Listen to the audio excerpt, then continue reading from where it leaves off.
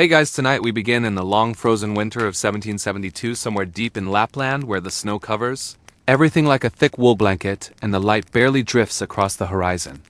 Inside a tiny wooden cabin, an old man named Lars sits on a reindeer skin that has been flattened and worn smooth from decades of use. He holds a crooked knife in one hand and a pale birch block in the other. Outside, the wind whispers through dark pines and the fire crackles quietly in the hearth. There is nothing else to do tonight but watch the snow fall and listen to the soft scrape of the blade against wood. Lars carves one spoon every winter afternoon, and he does so with patience that would shame any king in Europe. He takes 38 slow strokes to form the bowl of the spoon, 38 more to shape the handle, and 38 to smooth every edge. One spoon each day, and he does not rush, because time in Lapland moves like the drift of snow across the frozen earth. You can settle into your blankets now, and let your mind float through the quiet of his cabin. Lars has never been a royal or rich, but his life has its own rhythm that no crown could provide.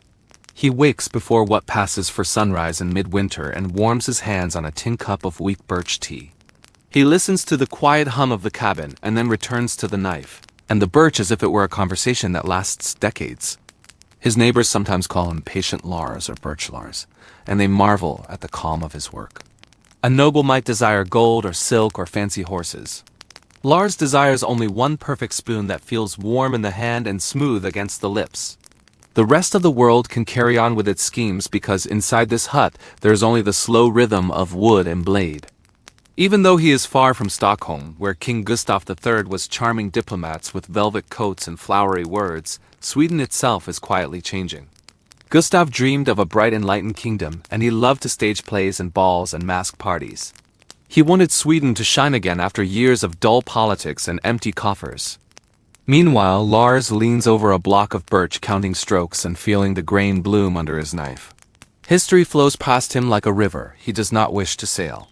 The court is full of intrigue, the noble houses scheme and whisper, but Lars cares only that the knife is sharp and the wood dry and that each spoon comes alive slowly and carefully. The cabin itself is a story. The logs are dark with smoke from many winters. A small square window frames the slow drift of snow outside, and snowflakes cling to the glass like they are trying to listen. Above the door, a rack of spoons hangs pale and shining like frozen ribbons. Each spoon took an entire afternoon to finish, and each holds a memory of a day past. There's a spoon carved when the fever struck the village, and another carved when his younger brother disappeared into the mountains and never returned. There is a spoon he shaped while watching the aurora flare across the sky, green and red like fire and silk. These memories are held only in the wood and in his hands. They are not spoken of because they need no audience. Lars mutters quietly to himself as he carves reminders of his own slow life. Birch for the bowl. Smooth the handle. Count each stroke. There is a rhythm in his voice and in the knife like a lullaby for the snow. People in the nearby village trade dried fish or wool for his spoons, and he accepts little else. Money has no meaning in a world where snow erases every measure of wealth for half the year. The rich and noble may admire his work, but Lars cares only for the quiet of the blade and the soft glow of the lamp that he lights each night. As Gustav III schemed to modernize his kingdom and charm the courts of Europe, Lars tended a fire that sometimes went to sleep as often as he did. He leaned closer to the knife and listened to the soft scrape of the wood. Outside, the snow fell silently. Scrape, smooth, breach. The world was quiet and safe in its pale white coat. Night arrived slowly, like a bear curling in a den. The lamp flickered and the spoon in his hand shone like pale honey. He set it aside for the night and rubbed his palms together, warming them on the reindeer skin.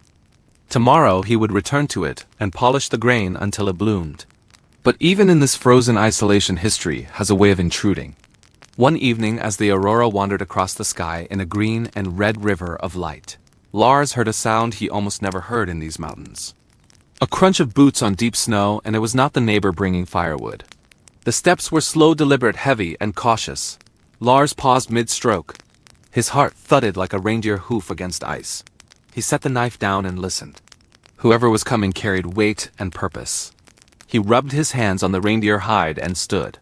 The lamp swung and shadows danced on the walls. He opened the door slowly and the cold wind hit his face. There stood a figure wrapped in thick gray furs, with eyes bright as steel and breath like smoke in the winter air. The stranger lifted a hand as if to speak, and Lars froze because he did not recognize the voice or the figure. It was a presence that had walked for miles through snow and silence to reach him. And just as Lars was about to speak, the stranger whispered one word that made the hairs on the back of his neck rise and the fire crackle with something like fear. The word lingered in the cold air like smoke curling from a dying ember. Lars blinked slowly and stepped aside, letting the stranger in. The cabin seemed smaller suddenly because two lives were sharing its warmth and quiet. Snow clung to the stranger's boots and melted into tiny puddles on the wooden floor. Lars gestured toward the fire, and the stranger nodded as if it were understood. They did not speak immediately. Instead, Lars returned to the birch block and the crooked knife. The rhythm of 38 strokes for the bowl, 38 for the handle, 38 to smooth the edge resumed as if nothing had changed, yet everything had. The presence of someone who had crossed miles of frozen forest made the air heavier and the silence thicker. The stranger finally spoke. His voice was low and calm, not threatening, but not friendly either. He asked for a spoon, and Lars thought this strange, because anyone who traveled so far surely did not need a simple wooden spoon. Lars nodded slowly and resumed his work, explaining without words that the making of a spoon is a slow and patient process. 38 strokes for the bowl, 38 for the handle, 38 to smooth the edge. The stranger watched quietly, and Lars sensed curiosity beneath the stillness. Lars rarely had visitors in winter. The snow discouraged wandering, and the forest was patient with its own secrets. To come here meant urgency or desperation or perhaps foolishness. As Lars carved the spoon, he thought of Gustav, the 3rd miles away in Stockholm, wearing silk and velvet and directing plays and balls. The king was charming diplomats and conspiring with noble houses, while here in Lapland, one old man and one stranger sat in a cabin where snow softened every sound. History in capitals and headlines and crowns could not reach this place. It was a quiet world of wood and blade of fire and frost and counting strokes. Yet the air felt like it held a secret too big for the small room. The stranger shifted and the floorboards creaked faintly. Lars did not glance up but continued counting strokes. He liked the predictability of 38 for the bowl, 38 for the handle, 38 for the edge. Life had few certainties. This was one of them. Outside the cabin, the snow fell slower now, as if even the winter was holding its breath. The stranger introduced himself only as Olav and said nothing else for a long while. Lars kept carving and muttering reminders to himself. Birch for the bowl, smooth the handle, count each stroke. The knife whispered against the wood. Sparks from the fire drifted upward and shadows danced on the walls. Lars noticed how Olav's eyes followed every movement of the knife and the birch, as if trying to memorize the rhythm. Perhaps he had never seen such patience before, or perhaps he was searching for meaning in something so ordinary. Either way, Lars did not pause because a spoon is a spoon until it is finished, and the world will wait. The first spoon of the evening slowly took form under Lars's careful hands. He worked in silence, counting strokes. 38 for the bowl, 38 for the handle, 38 to smooth the edge. Olav made no comment. His presence was a quiet weight on the room, like the snow on the roof or the reindeer skin beneath Lars. Lars felt the old habit of muttering to himself soothed the tension. Birch for the bowl. Smooth the handle. Count each stroke. The knife slid and scraped, and the spoon grew like a pale petal. Lars imagined the snow outside covering every track and sound so that no one would know who had passed this way. It was a comfort and a small kind of magic that the forest offered him. Hours passed, or perhaps minutes. Time was different here. The fire dwindled and the room grew colder, but Lars's hands remained steady. The spoon was finished, and he set it aside to rest. Olav finally spoke. He asked about the forest, the snow, the aurora, the cold that bites and lingers in the bones. Lars answered slowly because his words were measured like his strokes. The forest is patient. The snow listens. The aurora walks across the sky without hurry. Cold can teach you things if you are willing to watch. Olav nodded as if he understood, but Lars suspected he understood only in part. People rarely understand the patience of years spent shaping wood with a crooked knife and waiting for the snow to fall in perfect silence. After a long pause, Olav said he had traveled far not for spoons but for a story. Lars frowned slightly and gestured toward the fire. A story was different from a spoon because it could change with every telling. He asked what kind of story, and Olav replied quietly that it was about the forest and the winter, and the kind of patience that is easy to see and hard to keep. Lars felt a flicker of curiosity. He had told stories before, but only to himself or to the birch blocks he carved. To tell a story to a traveler was new and felt dangerous in its own slow way. Yet Lars knew that a story could unfold like the rings inside a tree, like the grain of birch under the knife. It required careful attention and quiet hands. The night deepened. Snow piled higher outside. Olav sat cross-legged on the floor, and Lars continued to carve another spoon while talking. 38 strokes for the bowl, 38 for the handle, 38 for the edge. He spoke of his childhood learning to follow the reindeer trails, learning to see the signs of winter, learning that life moves slowly and death comes slower. He spoke of the fever that took his brother of the time a wolf passed near the cabin, and the sound made his heart leap. He spoke of the joy of seeing the aurora flare above him in the dark like a ghostly fire. Olav listened, and sometimes nodded slowly. Lars found that telling the story out loud made it sharper, and more vivid in his mind, as if the words themselves carved small shapes inside the air. Eventually, Lars finished the second spoon and placed it beside the first. He watched Olav's face by the firelight and noticed a shadow of longing or regret or perhaps curiosity. He had no way to know. Outside, the wind rose for a brief moment and then fell silent. The snow drifted against the cabin wall. 38 strokes for the next bowl, 38 for the handle, 38 for the edge. Lars realized that Olav would not leave until the story was told, and that he himself had not expected to tell it at all. There was something in the presence of another human listening that made the knife lighter and the birch smoother, and the evening stretch into a quiet eternity. Just as Lars prepared to speak of the final winter he had spent shaping the reindeer paths and carving each spoon, with slow, deliberate care there came a sudden sound from outside. A crack in the snow or a branch snapping. It was too sharp to belong to wind. Both men froze. Olav's eyes darted toward the window. Lars tightened his hands around the knife. They could see nothing through the thick snow, but the feeling of a presence was strong and moving closer. The air shifted and the cabin seemed smaller. Then a shadow appeared in the doorway, and the flickering fire cast a strange light across its shape. Lars felt a chill deeper than winter frost crawl along his spine. The visitor outside did not call. The wind did not carry a greeting. It was only there and watching. The shadow in the doorway did not move at first. Lars and Olav stared at it through the thin veil of snowflakes pressed against the glass. The wind outside had paused entirely, as if holding its breath. Lars shifted slightly on the reindeer skin, and the crooked knife in his hand felt heavier than usual. He considered speaking, but the words lodged in his throat. The shadow swayed just slightly with the flicker of firelight, and that slight movement made Lars' pulse thump quietly against the bones of his wrists.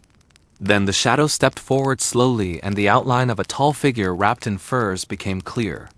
Its boots left deep impressions in the snow that led to the cabin door. Lars could see the frost on the edges of the fur, and the way the breath escaped in thin ribbons into the cold air. The presence felt deliberate and patient. It had come far, and it intended to wait. Olav shifted his weight and murmured something Lars could not understand. The stranger outside raised a hand, and Lars felt the old instinct to stay calm and patient settle over him. 38 strokes for the bowl, 38 for the handle, 38 for the edge.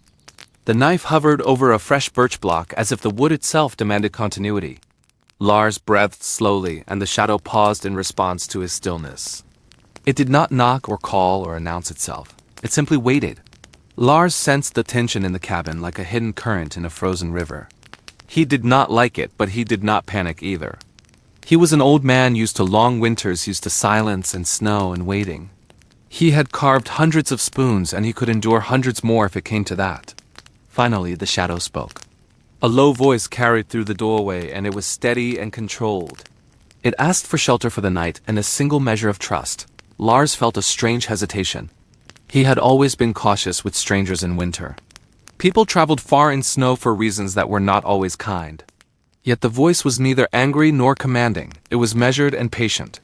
Lars nodded slowly and stepped aside, letting the figure in. The snow clung to the boots and the hem of fur.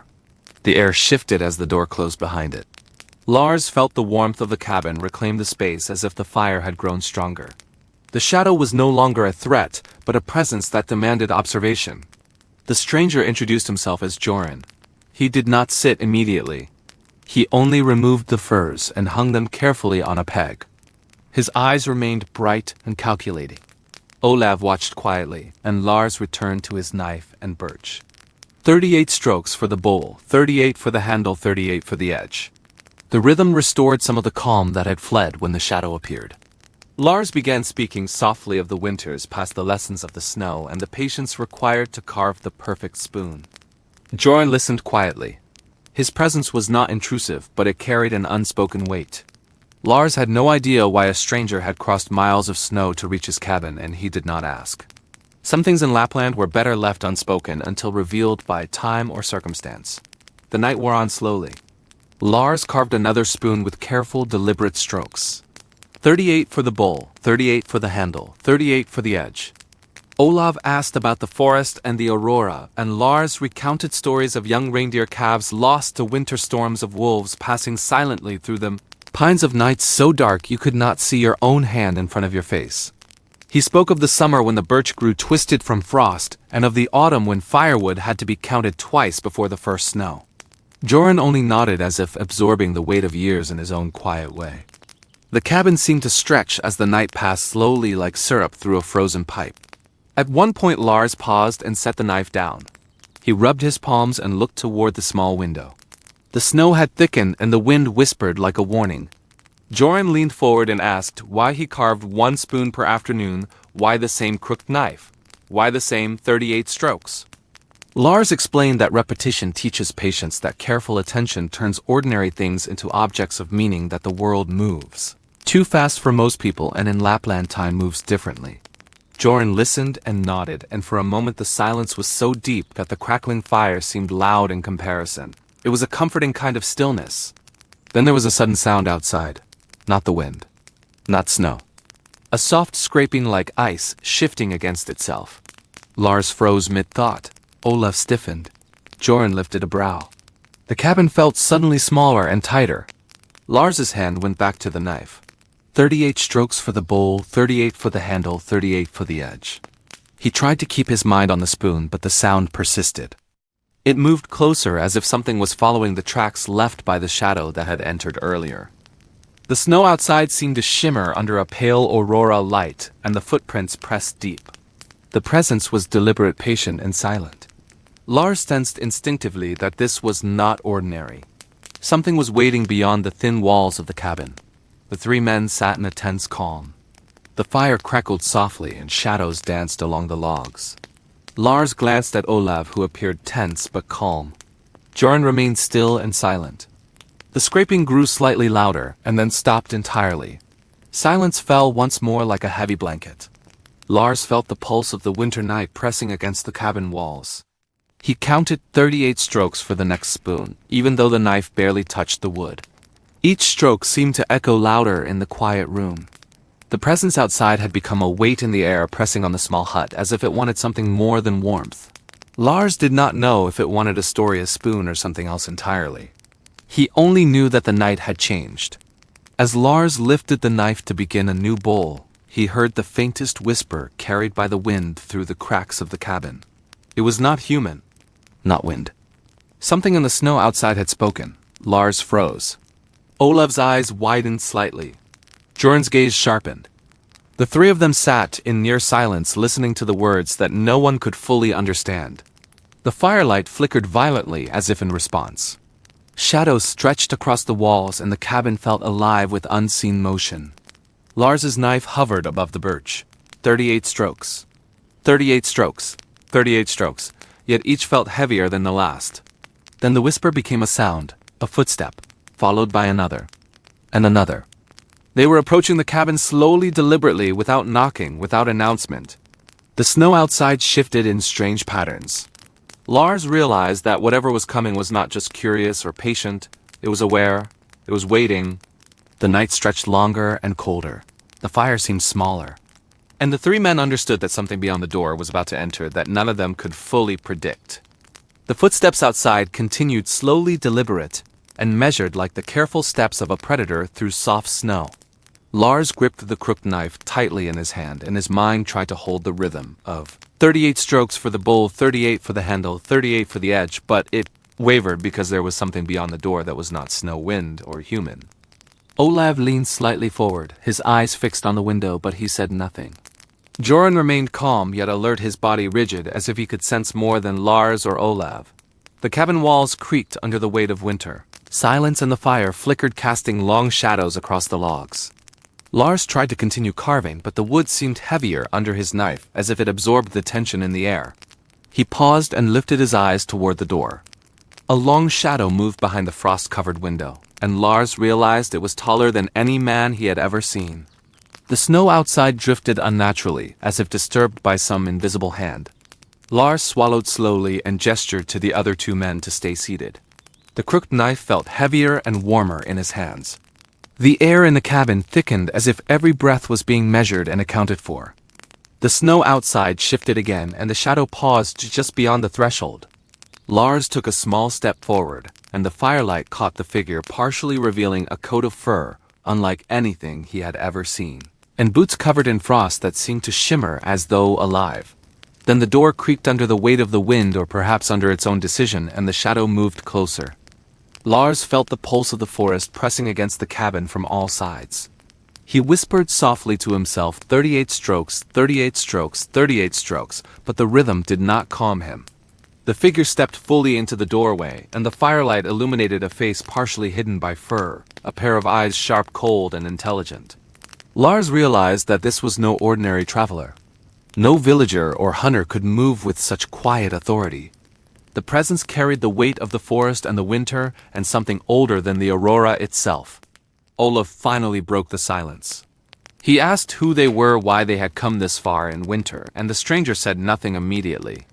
Instead, the figure lowered a hand slowly toward the fire, as if feeling its warmth. The shadow did not remove its furs entirely, and the eyes remained fixed on Lars. Lars continued carving a spoon and muttering reminders to himself. Birch for the bowl. Smooth the handle. Count each stroke. The knife scraped against the wood as if trying to understand the presence in the cabin. Joran shifted slightly but said nothing. The fire crackled louder and then softer, and the cabin seemed to shrink around the three men and the newcomer. Hours passed in silence. The figure did not sit, nor did it speak, but its presence weighed heavily. Lars completed the next spoon, 38 strokes for the bowl, 38 for the handle, 38 for the edge. He placed it carefully beside the others and felt a strange sense of both accomplishment and unease. The shadow finally spoke. The voice was calm, slow, and deliberate. It asked about the forest, the snow, and the making of spoons. Lars realized that the stranger was interested not in warmth or food, but in understanding the slow, careful movements that governed his life. Lars explained gently that patience was learned only in winter, that wood teaches more than any book, and that repetition reveals truths about the world and oneself. The figure listened, and the cabin seemed to stretch with the story. Snow drifted against the walls, and the aurora glowed faintly above. Lars spoke of the winters spent alone, of the reindeer trails, and the lessons learned from frost and silence. He spoke of the joy of a perfect spoon, the sorrow of losing his brother, the terror of wolves in the distance, and the comfort of predictable snowfalls. Olav occasionally nodded, and Joran remained silent but attentive. The shadow seemed to absorb every word and every movement, as if measuring the weight of patience itself. The firelight flickered, and the knife in Lars's hand felt both alive and steady as he carved. 38 strokes for the bowl, 38 for the handle, 38 for the edge. Suddenly there was a movement at the window, a flicker of something small, fast, and deliberate. Lars froze mid-stroke, and the knife hovered above the wood. Joran's eyes narrowed, and Olav tensed. The shadow turned its head slightly toward the sound. Outside, the snow shifted unnaturally, and a faint scratching echoed against the logs. Lars realized the forest itself had come close to the cabin, and the presence was not alone. Something or someone was circling, waiting for a chance to enter. The fire flickered violently, and the shadows on the walls stretched longer and darker. Lars felt the familiar rhythm of 38 strokes falter in his mind as tension thickened. The scratching became louder and then stopped abruptly. Lars's heart thumped slowly in his chest. Joran whispered that the forest has its own eyes in winter, and not all travelers are human. Olav looked at Lars and said quietly that they were being watched, and not by any ordinary predator. Lars gripped the knife tightly again and continued carving slowly, though his hands were shaking slightly. 38 strokes for the bowl, 38 for the handle, 38 for the edge. The spoon seemed to grow heavier with each motion, and yet it remained beautiful, pale, and smooth under the knife. Then the shadow spoke again. It asked for something beyond patience or a spoon. It asked for a story carried by winter and birch and silence. Lars felt a chill creep along his spine. He realized that the stranger had not come for food warmth or shelter. It had come for knowledge, the kind of understanding that only comes from years spent shaping the world one slow, careful motion at a time. The wind outside rose, suddenly carrying whispers through the cracks in the cabin. The snowdrifts shifted like hands reaching for the walls. The fire sputtered. Lars lifted the knife above the next block of birch and began carving the first stroke of what could be the longest spoon he had ever made. 38 for the bowl, 38 for the handle, 38 for the edge. And just as he carved the first stroke, a low, deep growl rolled across the snow outside. It was not wolf or beast. It was something older and larger, and it moved with intent. The cabin shuddered slightly under the weight of the sound. Lars froze, knife hovering near. Olav and Joran sat tense and silent. The shadow in the cabin lifted its hand, and a pale light glimmered in its eyes. Then it spoke one word, and the syllable carried through the cabin like frost through the air. Lars recognized it immediately, though he did not understand why. The word was his own name. Lars froze as the single syllable of his name lingered in the cabin like smoke from a dying fire. His crooked knife hovered above the birch, and the rhythm of 38 strokes for the bowl, 38 for the handle, 38 for the edge, faltered in his mind. Olav shifted slightly but said nothing. Joran's eyes narrowed, and his posture remained as rigid as a pine trunk. The shadow in the cabin moved slowly closer, and the firelight flickered across its furred form. There was no hostility in the voice that had spoken, but there was a weight, a presence that pressed on the cabin walls like the heavy snow outside.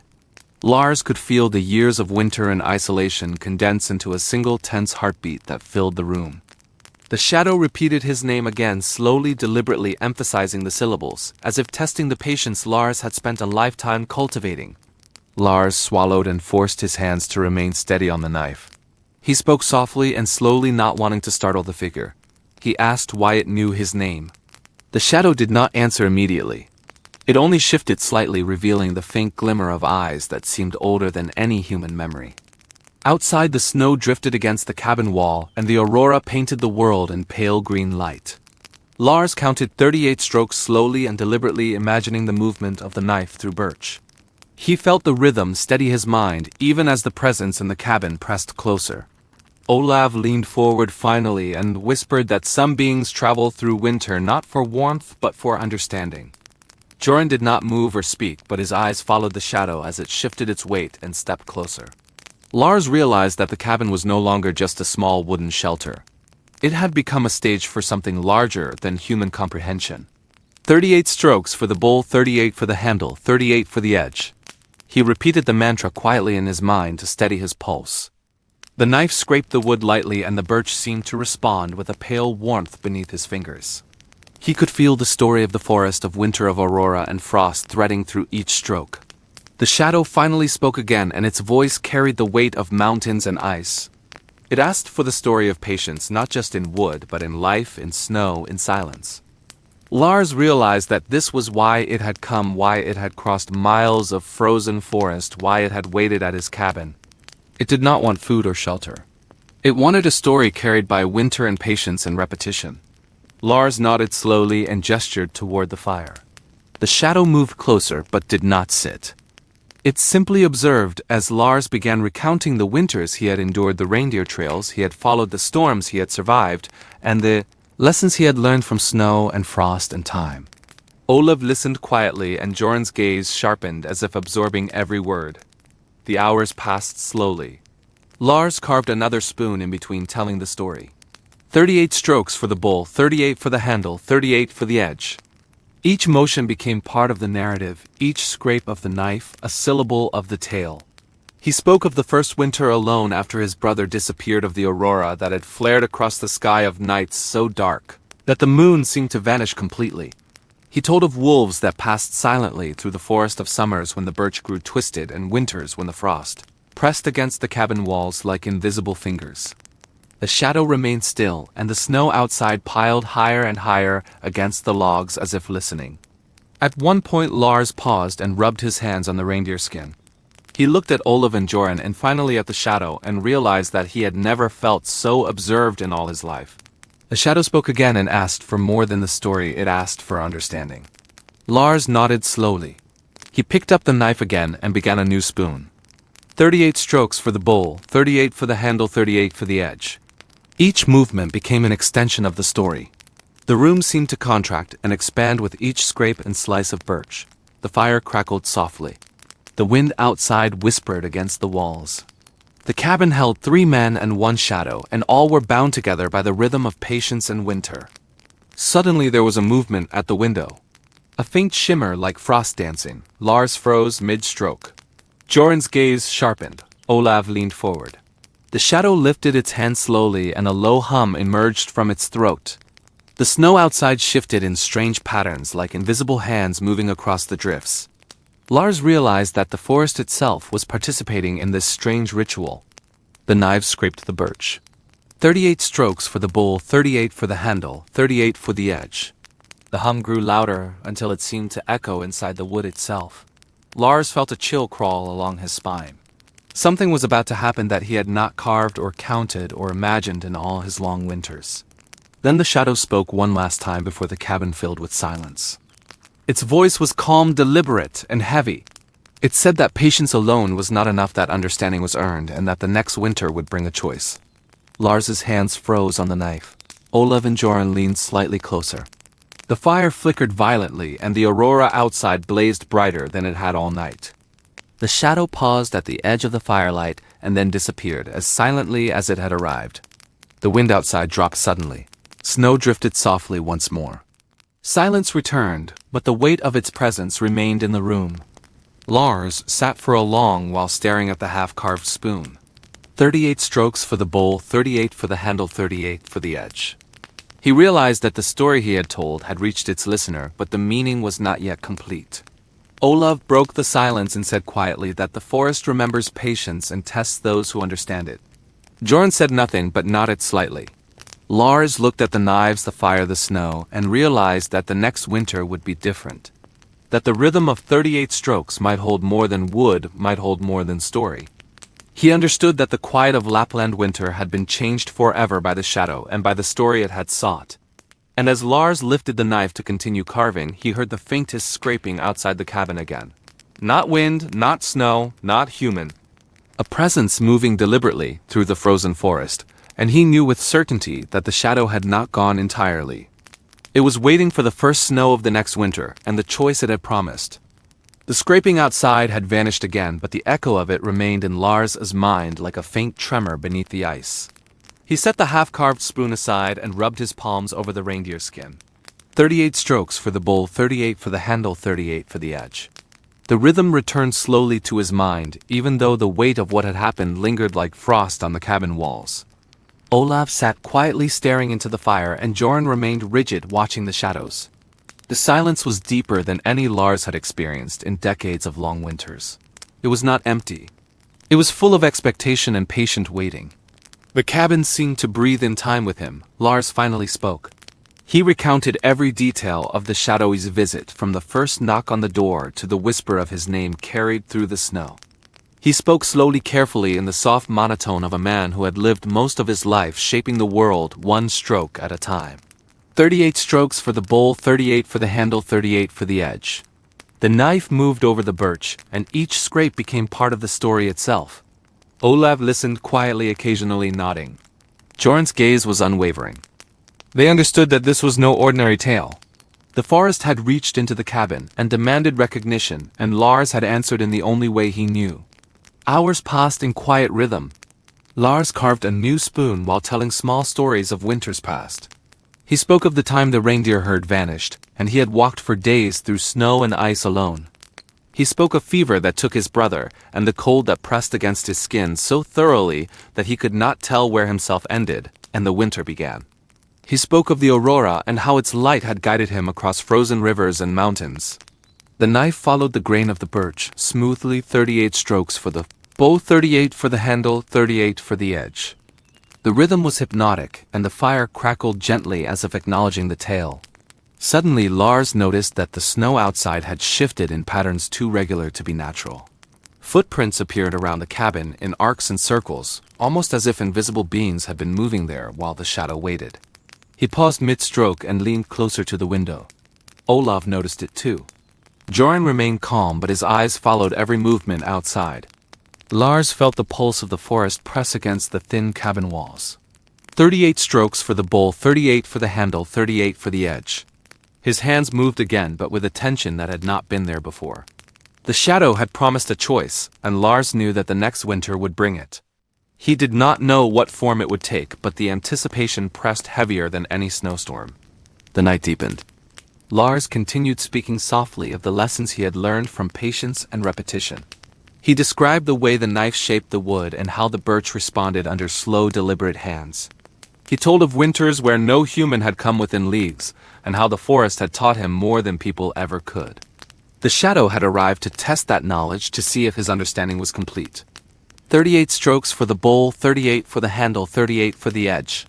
The room seemed to pulse with the rhythm of the story and the scraping of the knife and the quiet of the winter night. Suddenly a subtle change came over the cabin. The fire flickered more strongly and the shadows lengthened across the walls. The air grew heavier with a presence that seemed to seep through the logs themselves. Lars felt the weight of eyes upon him and realized that the shadowy's visit was only the beginning. 38 strokes for the bowl, 38 for the handle, 38 for the edge. The knife moved in time with the tension in the cabin. Olaf leaned forward quietly and whispered that the forest has many watchers in winter, and they observe those who understand the rhythm of snow and patience. Joran remained still, but his jaw tightened slightly. Then came a sudden knock at the door. Not heavy, not loud, but deliberate and slow. Lars froze mid-stroke. Olaf's eyes widened. Joran's gaze sharpened. The cabin seemed smaller under the weight of the sound. The shadows of the fire danced nervously across the walls. Lars set the knife down and listened. 38 strokes for the bowl, 38 for the handle, 38 for the edge, repeated silently in his mind. The knock came again, slightly louder and closer this time. He realized that someone or something was outside that had come from the forest that had watched them the entire night. It was not human, not entirely. The air carried a presence as old as the snow and as patient as the drift of the aurora across the sky. Lars walked slowly toward the door. Olaf and Joran followed his movements silently. The fire flickered wildly. Snow drifted against the walls like hands reaching for the cabin. Lars opened the door just a crack, and the wind rushed in carrying a faint whisper that made him shiver. Footsteps crunched in perfect rhythm in the snow and then stopped. Lars peered outside into the swirling white. He could see nothing but shifting shadows and the faint outline of frost. A shape emerged slowly from the snow. Taller than any man. It moved deliberately toward the cabin. Lars felt his heart thump steadily in his chest. 38 strokes for the bowl, 38 for the handle, 38 for the edge. The rhythm grounded him, even as the presence outside pressed closer and colder than winter itself. The figure paused at the threshold of the cabin, and a pale light glimmered in its eyes. Lars understood with sudden clarity that the choice promised in the shadow's words had arrived. It would demand patience, wisdom, and understanding of winters lived slowly. The forest and the snow and the aurora and the knife and the birch all seemed to hold their breath. Lars raised his knife once more, 38 strokes for the bowl, 38 for the handle, 38 for the edge.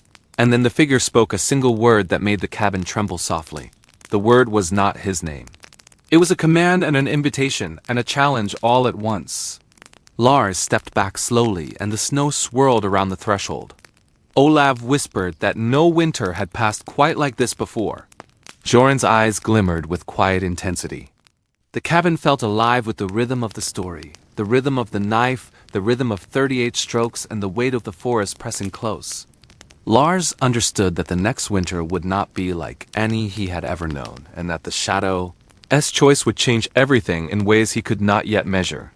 He gripped the crooked knife with both hands and prepared for the decision that awaited him in the quiet frozen world outside.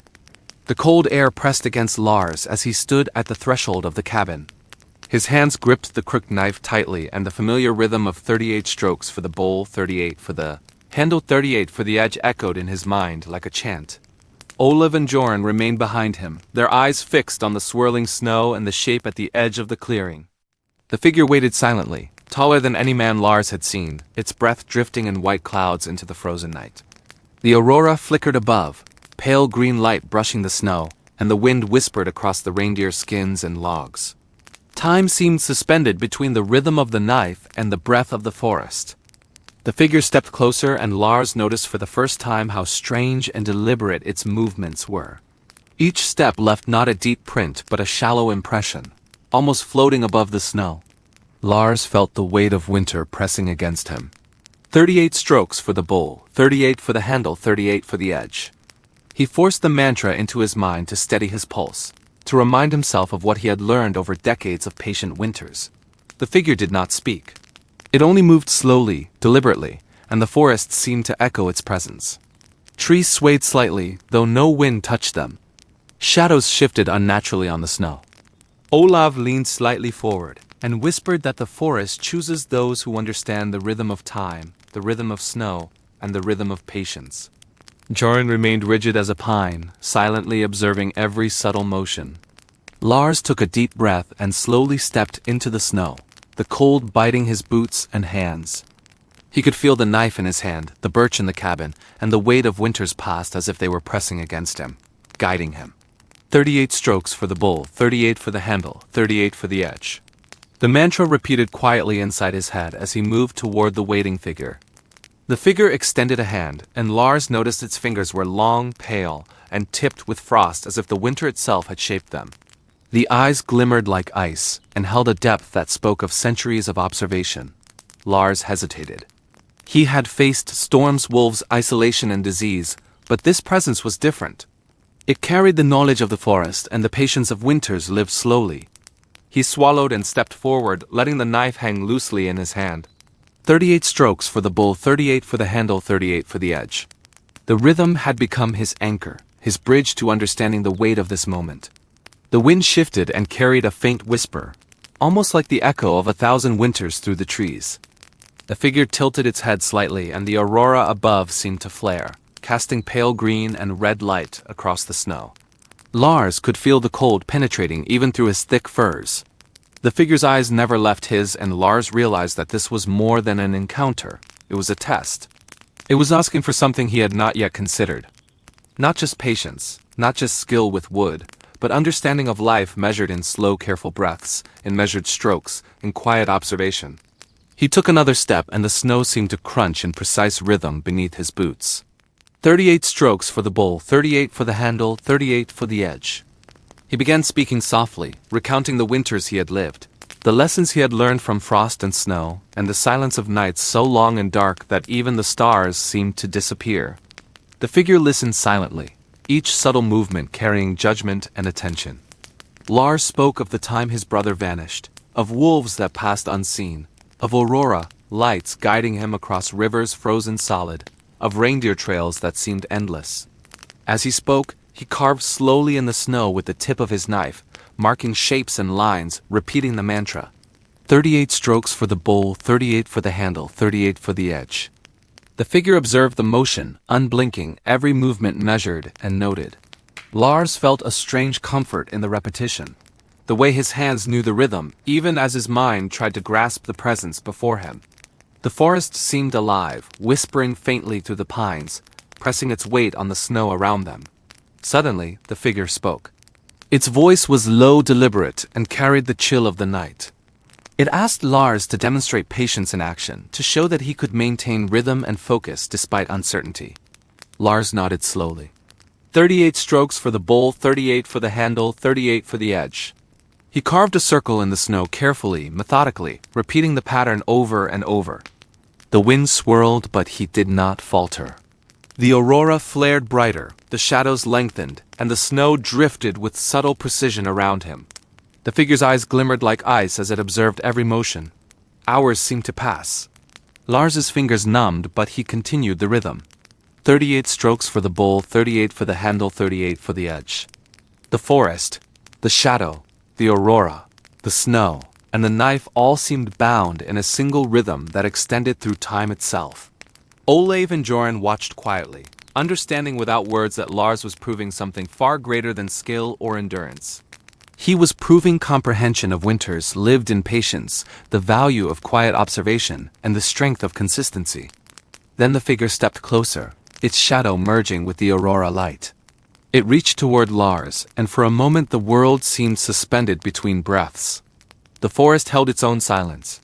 38 strokes for the bull, 38 for the handle, 38 for the edge. Lars felt the full weight of the choice the shadow had promised. This was the moment that would determine what winter, what rhythm, what understanding would carry forward. The air seemed to hum with possibility. Then the figure spoke a single word, deep and clear, that made the snow around them shimmer. The word was not Lars's name this time. It was the word that would begin the transformation of the winter itself. The word echoed through the clearing and into the cabin like frost, spreading across frozen glass. Lars froze mid-step, knife suspended over the snow. 38 strokes for the bowl, 38 for the handle, 38 for the edge, repeated silently in his mind. The air seemed to thicken and shimmer around him. Olaf and Joran watched with taut calm as the aurora above flared faintly, brushing the snow with pale green and violet light. The figure at the edge of the clearing did not move, but the presence it carried pressed like centuries of winter against the cabin and forest. Every breath seemed measured and weighted. Lars could feel the rhythm of the forest itself in the tips of his fingers and in the knife he held. He stepped slowly forward, boots crunching lightly in the frozen snow. 38 strokes for the bull, 38 for the handle, 38 for the edge. Each step felt like a pulse, marking time in the frozen landscape. The figure's eyes glimmered faintly in the pale light, reflecting the aurora, reflecting patience older than man could measure. Lars spoke softly, reciting the winters he had lived, the snowdrifts that had shifted, while he slept the frost that had carved patterns on the cabin, walls and windows, and the long quiet nights that taught him the rhythm of life itself. The knife scraped gently against the birch bark in his pocket, a muted echo of the mantra he carried always in his mind. The shadow moved subtly closer, so slowly Lars could feel the motion more than see it. The snow around it shimmered, drifting unnaturally, shaped by a force unseen. Lars continued carving circles in the snow, repeating the familiar rhythm. 38 strokes for the bowl, 38 for the handle, 38 for the edge. The knife moved in his hands like an extension of thought. Olaf shifted slightly but remained silent, his eyes reflecting the aurora and the glimmer of something vast in the forest. Joran's posture remained rigid as a pine tree, but Lars could sense the tension coiling along his spine. This was not a test of strength or courage, but of understanding, of patience, of being fully present with time itself. The shadow spoke again, its voice low, deliberate, and unhurried. It asked Lars to show not only patience but endurance, to demonstrate that his understanding of repetition and rhythm was complete. Lars nodded slowly, understanding that the next hours would determine not only his own path, but something larger, something bound to the very snow and forest around him. He began carving once more into the snow, slow, careful arcs, each following the mantra 38 strokes for the bowl, 38 for the handle, 38 for the edge. The snow shifted under the knife as if responding to the cadence of his movements. The aurora flickered faintly, synchronizing with the rhythm of the forest and the scraping of birch. Hours stretched like frozen silk. Lars's fingers numbed and his legs grew stiff, but the rhythm anchored him. 38 strokes for the bowl, 38 for the handle, 38 for the edge. He recounted aloud the lessons of winter, how to see the tracks of animals hidden in deep snow, how to follow the faint aurora across mountains, how to endure isolation without fear. The shadow observed silently, yet Lars felt a subtle change in the air, as though approval rippled faintly through the frost. The forest seemed to lean closer, listening, as if every tree had ears and every snowdrift a memory. Suddenly a sound arose from the snow beyond the cabin. Not footsteps, but movement, subtle, deliberate, the shifting of something vast beneath the frozen drifts. Lars stopped carving for a moment, holding the knife poised above the snow. The shadow tilted its head slightly, acknowledging the sound without moving. 38 strokes for the bowl, 38 for the handle, 38 for the edge, repeated in Lars's mind to steady his pulse. Olaf whispered that the watchers of winter do not reveal themselves fully, and that understanding is often measured in silence and observation. Joran remained silent, his eyes locked on the faint shimmering movement in the snow. The aurora flared brighter, and the air seemed to hum with a strange resonance. Lars resumed carving, each stroke deliberate, each circle measured. The shadow moved closer still, pale eyes glinting like ice. 38 strokes for the bowl, 38 for the handle, 38 for the edge. Lars felt the rhythm of centuries of winter echo through him as if every snowdrift, every frost pattern, every silent night had been a rehearsal for this moment. The movement outside ceased, and a hush fell over the clearing. The snow seemed to breathe softly, compressing and expanding in time with his heart. And then the shadow spoke once more, its voice carrying through the night like the cold sweep of a glacier. It said that the patience Lars had shown was recognized and that the choice of the next winter rested upon his hands and the knife he wielded. Lars paused, feeling the enormity of the words. 38 strokes for the bowl, 38 for the handle, 38 for the edge. He lifted the knife slowly, knowing that the next action would seal not just his understanding but the bond between his winters, the forest, the snow, and the presence before him. Outside, the aurora shifted violently, casting the cabin and clearing in brilliant green light, and the shadow stepped fully into the open, awaiting Lars's decision. The snow around the cabin seemed to pulse as Lars stood holding the crooked knife. 38 strokes for the bowl, 38 for the handle, 38 for the edge, repeated in his mind, as if the mantra alone could anchor him against the weight of the forest and the shadow before him. The figure waited silently, eyes glinting with pale frost light, unmoving yet present in every drift, every tree, every breath of winter. Lars felt the pull of centuries in those eyes, the accumulated patience of uncountable winters. He realized this was more than a test or a visit. This was a reckoning, a measurement of what understanding he could carry forward. Olav shifted slightly behind him, whispering that the watchers of winter rarely demand they are seen, yet their presence changes everything. Jorn's gaze followed every subtle movement of the shadow. Lars exhaled slowly, letting the cold bite at his cheeks and the snow crunch beneath his boots. 38 strokes for the bowl, 38 for the handle, 38 for the edge. He carved a faint circle in the snow with the tip of the knife, each rotation measured and deliberate. The wind stirred slightly as if responding to the pattern. Lars began speaking softly, recounting every winter he had endured in isolation, every lesson learned from frost, aurora, and reindeer trails. The words themselves felt like part of the rhythm, extensions of the knife and the snow and the forest itself. The shadow moved closer without a sound. Its presence seemed to press against the cabin walls, bending the air subtly. Lars counted the mantra in his head and felt the familiar weight in his hands. 38 strokes for the bowl, 38 for the handle, 38 for the edge. He carved arcs in the snow methodically, each scraping sound muted but resonating with the cold night air. The aurora flickered overhead in quiet synchrony with his motions. Lars spoke of winters when the snow buried him to his knees, of auroras that guided him across rivers and mountains, of the wolves that passed silently but watched closely. Each story was measured with the same careful attention as each stroke of his knife. Hours passed slowly.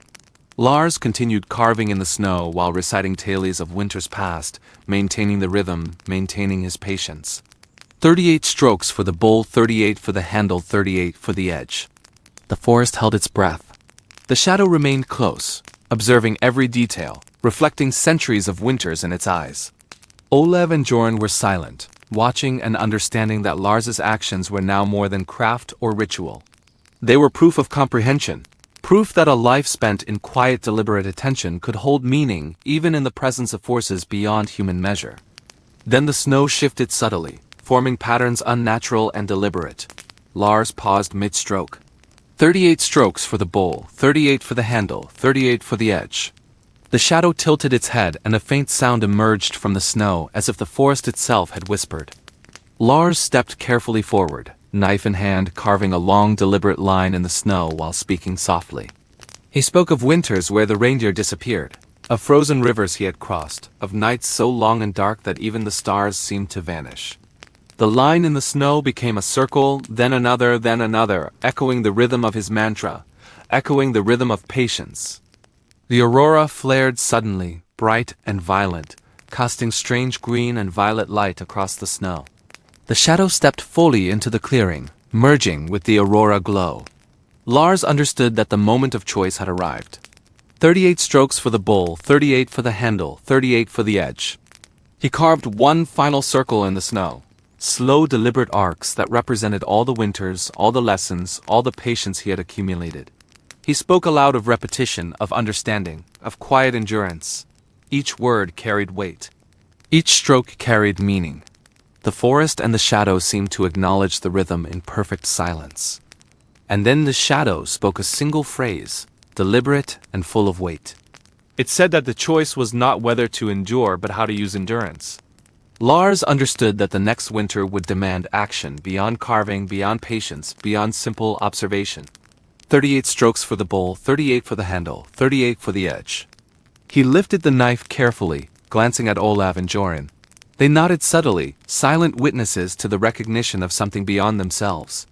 The shadow stepped back slightly, waiting. The forest seemed to hold its breath. The aurora danced violently above, and Lars felt a pressure in his chest that was both exhilarating and terrifying. The wind picked up suddenly, carrying whispers through the pines, carrying the weight of centuries and winters beyond count. Lars knew with certainty that the next winter would be unlike any other. He would face the choice promised by the shadow, a choice that would intertwine his life with the rhythm of the forest, the snow, the knife, and the patient watching of the aurora itself. 38 strokes for the bowl, 38 for the handle, 38 for the edge. He carved one last deliberate line in the snow, feeling the knife follow the pulse of centuries of winters. And as he did, the shadow stepped fully into the snowbank, merging with it as if it were never separate from the forest.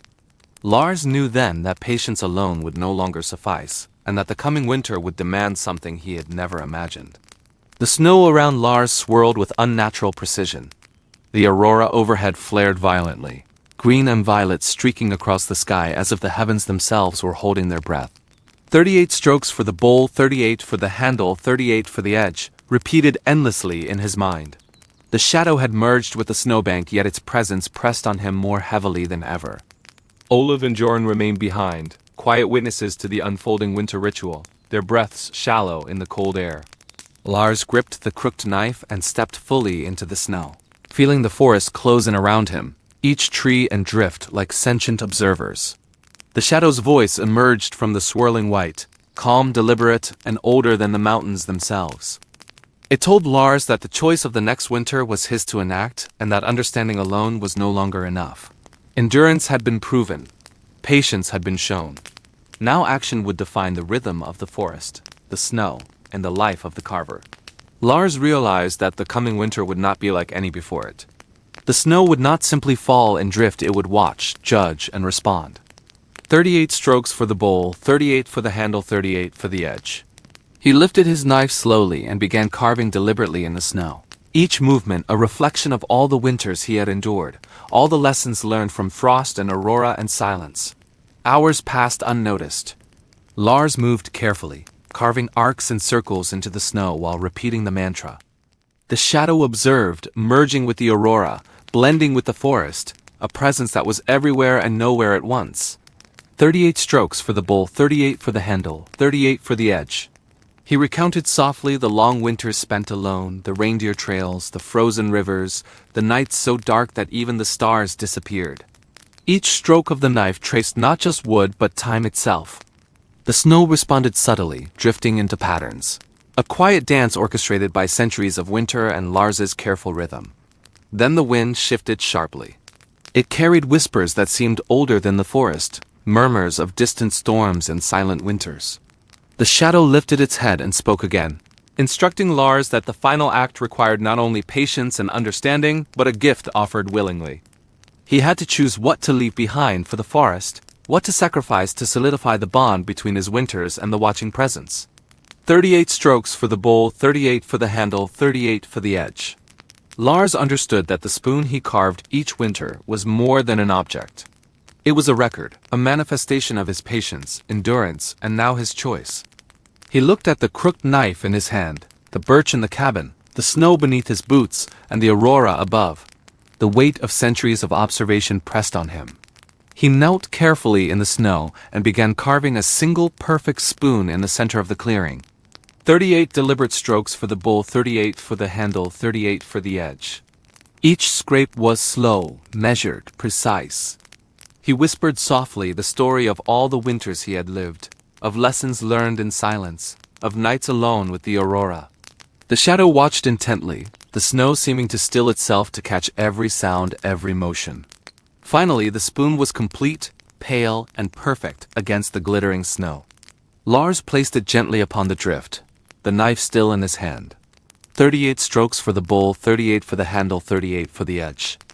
The shadow moved closer, and the aurora flared brighter, reflecting against the ice crystals in the snow. The figure extended a frost-covered hand toward the spoon.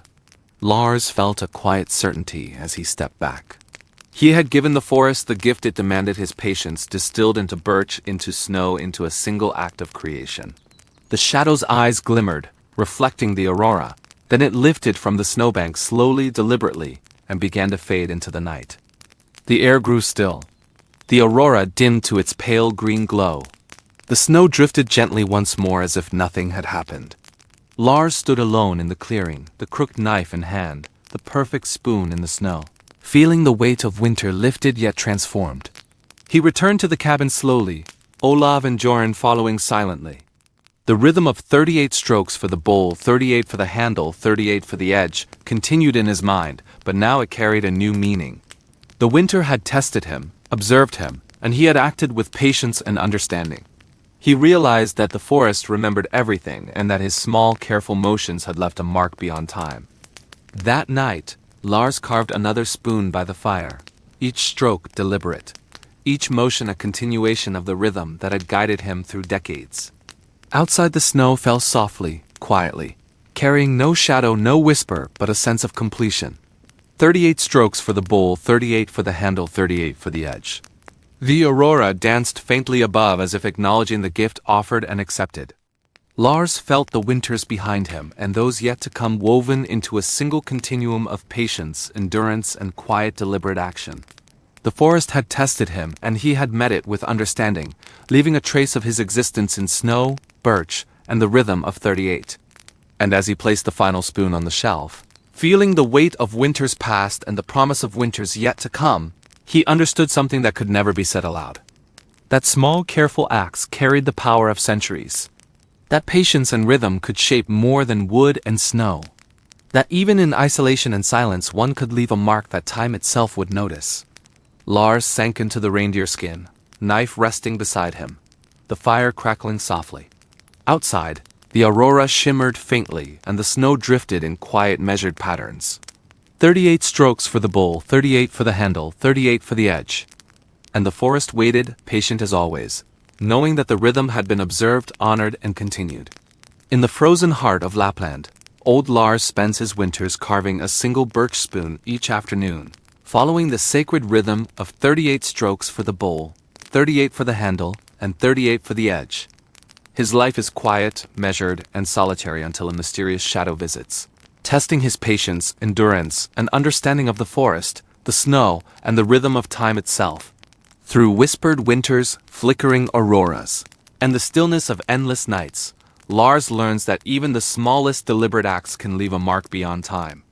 A story of quiet courage, gentle rhythm, and the power of patience that lingers like falling snow. For more soothing tales that carry you into a calm slumber, subscribe to Stories Before Sleep and let the quiet magic of history and life unfold.